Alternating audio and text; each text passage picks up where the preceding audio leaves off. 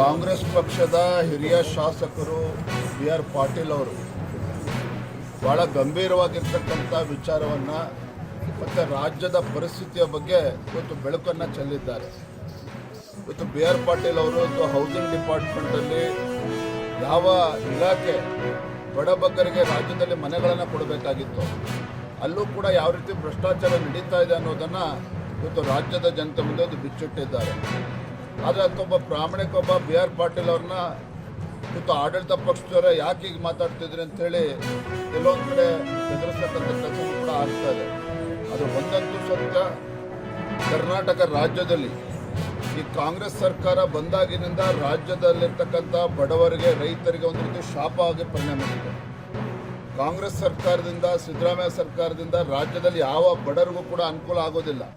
ಹಿಂದೆ ಯಡಿಯೂರಪ್ಪ ಮುಖ್ಯಮಂತ್ರಿಗಳಿದ್ದಾಗ ಇವತ್ತು ಅನೇಕ ಬಡವರ ಪರವಾಗಿರ್ತಕ್ಕಂಥ ಯೋಜನೆ, ಮನೆಗಳನ್ನು ಕೊಟ್ಟಿದ್ರು. ಇವತ್ತು ಗಂಗಾ ಕಲ್ಯಾಣ ಯೋಜನೆ ಎಲ್ಲವೂ ಕೂಡ ಮರ್ತೋಗಿದೆ. ಇವತ್ತು ಭ್ರಷ್ಟಾಚಾರ ಭ್ರಷ್ಟಾಚಾರ ಭ್ರಷ್ಟಾಚಾರ ಬಿಟ್ಟರೆ ಏನೂ ಕೂಡ ಈ ರಾಜ್ಯದಲ್ಲಿ ಸರ್ಕಾರದಲ್ಲಿ ಏನೂ ಕೂಡ ಆಗ್ತಾ ಇಲ್ಲ.